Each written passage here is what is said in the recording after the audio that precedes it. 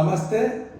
ముందుగా అందరికీ జాతీయ రైతు దినోత్సవ శుభాకాంక్షలు తెలియజేస్తూ సమస్త మానవాళికి, సమస్త ప్రజలకు ప్రతిరోజు 3 పూటల భోజనాన్ని అందిస్తున్నటువంటి రైతుకి నమస్కరించి శుభాకాంక్షలు తెలియజేస్తున్నాం. అని ఈరోజు మనం చాలా టీచర్స్ డే చేసుకుంటాం, ఫార్మర్స్ డే చేసుకుంటాం, ఆ తర్వాత ఇంజనీర్స్ డే చేసుకుంటాం, డాక్టర్స్ డే చేసుకుంటాం. జాతీయ అంతర్జాతీయంగా ఎన్నో దినోత్సవాలు మనం సెలబ్రేట్ చేసుకుంటాం. కానీ అన్నిటికంటే ముఖ్యమైనది సమాజానికి తిండి పెడుతున్నటువంటి వ్యక్తులు ఎవరున్నారంటే రైతులు.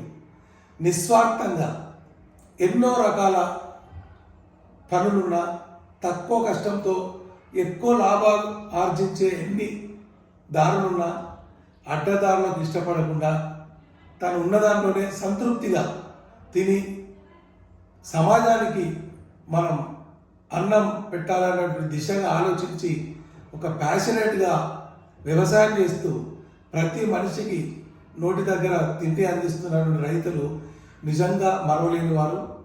వాళ్లకు ఎప్పుడు కూడా భగవంతుడు ఎల్లవేళ సహకరిస్తూ వాళ్లకు ఆరోగ్యాన్ని ప్రసాదించాలని, ఆర్థికంగా ఎప్పుడు కూడా రైతులు ఇబ్బంది పడకుండా ఉండాలని, ప్రభుత్వాలు కూడా ఇంకా రైతును ఎదిగే దిశలా ఇంకా కొత్త కొత్త ప్రణాళికలు, అవసరమైతే పనికిరానటువంటి ఉచితాలు బంద్ చేసి, అంటే ఎవరికి ఉపయోగపడే ఉచితాలు కొన్ని ఉన్నాయి, అవన్నీ కూడా బంద్ చేసి ఆ డబ్బులన్నీ కూడా రైతులకే ఇచ్చేలాగా ప్రభుత్వాలు కృషి చేస్తే కూడా ఇంకా చాలా సమాజంలో రైతు మీద, ఆ పండించే పంట మీద, ఆ తర్వాత వ్యవసాయం చేయాలనే సంకల్పం వారికి దూరం కాకుండా ఉండాలి.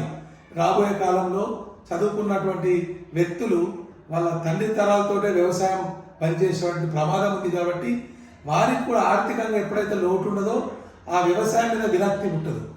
ఎంతో కష్టపడి 6 నెలలు పంట చేస్తూ ఉంటారు. చేతికొచ్చేటప్పటికి వర్షం వస్తూ ఉంటుంది. ఒక మామిడి తోట పెడతా ఉంటారు. అది కరెక్ట్ ఖాతాకు వచ్చే టైంలో పూత రాలిపోతూ ఉంటుంది. పూతకు వచ్చిన మామిడి పళ్ళు వచ్చిన తర్వాత గాలి ద్వారాకి జారిపోతూ ఉంటాయి.